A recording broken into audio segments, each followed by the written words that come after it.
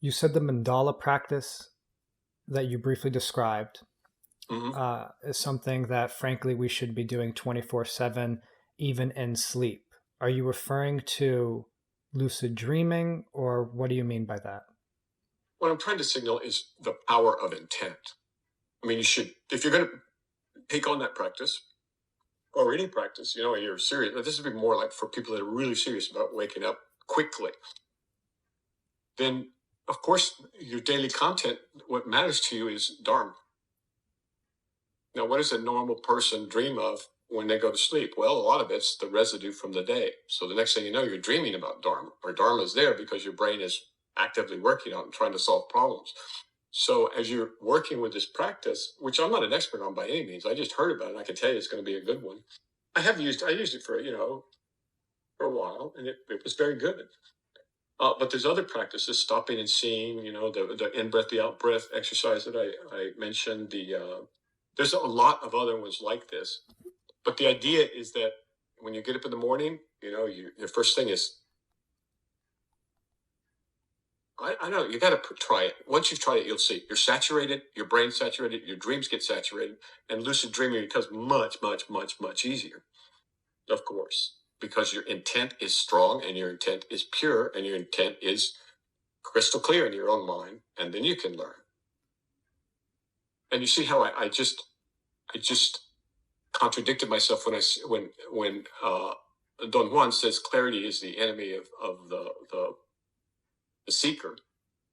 Of the, what's the word he uses for man? It's been a while. Man of The knowledge. real a man of knowledge, right? That's this real person. In Taoism, real humans would be his man of knowledge. So just keep that in mind.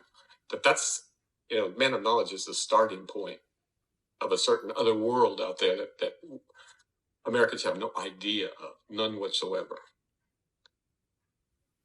So where were we? Lucid dreaming. Oh, how was I segue into that? I was talking about something else. I was talking about mandala practice. Well, because you So, said and not okay, lucid now dreaming, that's a but contradistinction to the other mandala practice, which is used in the Nundro, and then there's others that people have seen because they're very famous, the Tibetan mandala paintings, with sand. There's a very simple mandala that's done on a brass or copper tray about maybe 7 inches across, something you can hold, and done with barley seeds and marbles or spherical things. It's a delightful practice. It's a powerful practice. In the Nundro, they do 100,000 of them as the beginning salvo, 100,000. And some of these things, it's like, well, what does it feel like to go over the top of if you're a high, what does it feel like if you're, in the running for the Olympics? You're on the American team, and in the national championship, in anticipation of the Olympics, you jump over this bar that's higher than anybody else on your team jumped over, and you just like blew everybody away. What did that feel like when you were going over the bar? That's the equivalent question. And they might catch someone with, oh, it felt great, it felt wonderful, oh, it was just. They said, but no, what really deep inside, what was it like? And they're going to have trouble, right? So I'm not hiding anything. It's that I can't really describe it very well because to someone who hasn't been doing it or hasn't tried it. So that's a hard limit on what I can do. Next question. Now we could go to lucid dreaming if you want. sure. Give me a Benef- question. yeah. What would you recommend lucid dreaming for? And if somebody is interested, what resources would you recommend? For example, LaBerge from Stanford or something else. Superb question. Let me just do the first one and then ask me the second one later if you'd like. Okay. Okay. So the question is, lucid dreaming as a praxis. What's its rationale? What's its rationale? All right. For me, there's only one rationale, and that's to find out the truth. And the truth that one should explore for themselves, for no one else can do your dreams for you, folks. So you need to remember that. If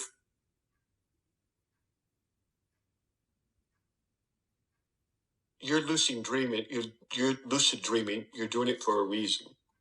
My reason, I think, is the best one, but of course, there's many others. People do it for spills. People do it for chills. People do it for excitements. People do it to boost their ego. People do it to stretch themselves. People do it because it's cool. All of those things. Okay, good, fine. It doesn't matter. Do it any way you want. That's not what's important.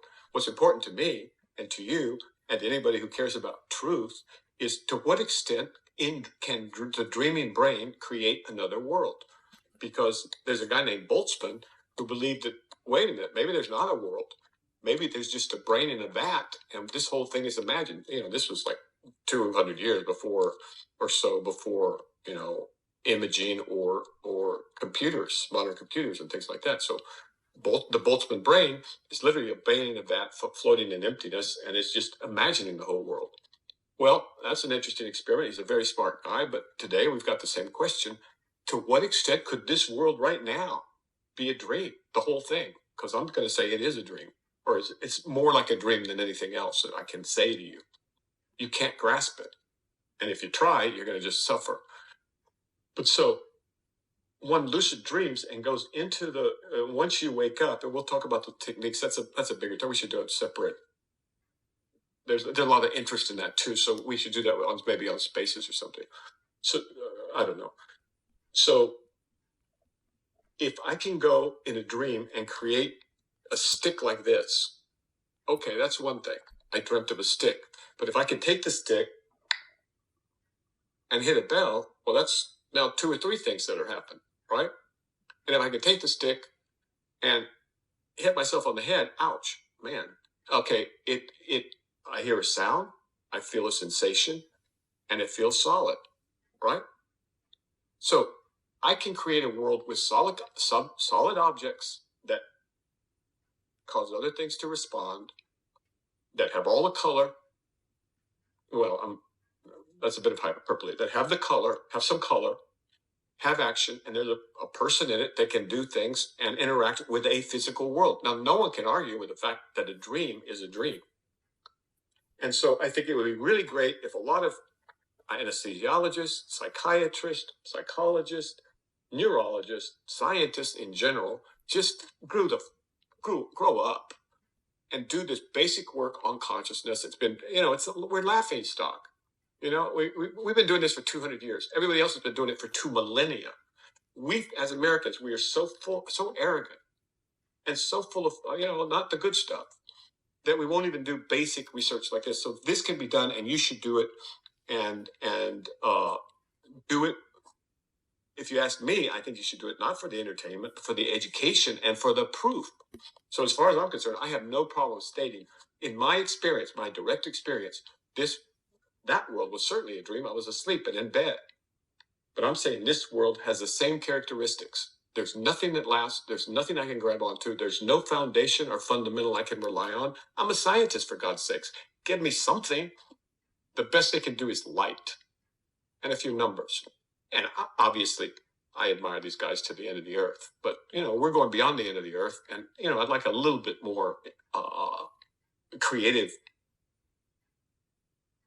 Scholars for dollars are bad for two reasons. One is they're not doing science, and 2 is they're taking the resources from people who are.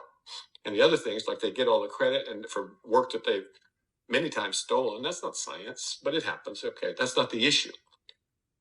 The issue is, okay, I'm a little more than irritated that this work hasn't been done by anybody that I know of. And that, as far as I know, LaBerge has not done this. I haven't read LaBerge. He's not even interested in this stuff. At least he wasn't 20 years ago. And so there's dream yoga that's done by the Tibetans. I'm sure it's done by the Sufis, although I don't know the details. But my recommendation, my strong recommendation, if you don't want to meditate, if you don't want to do all this other stuff, at least do this and check it out for yourself and find out, can your brain create a world with other people and things in it out of nothing? And my answer is yes. But that's me, right? In this science, there's only one lab, and that lab is your own mind, your own heart, and your own spirit, all right? Consciousness. Next question in that series, please. That ends it for that series of mine. Let's discuss that later at some time. Yeah, hopefully on a space or something. Okay.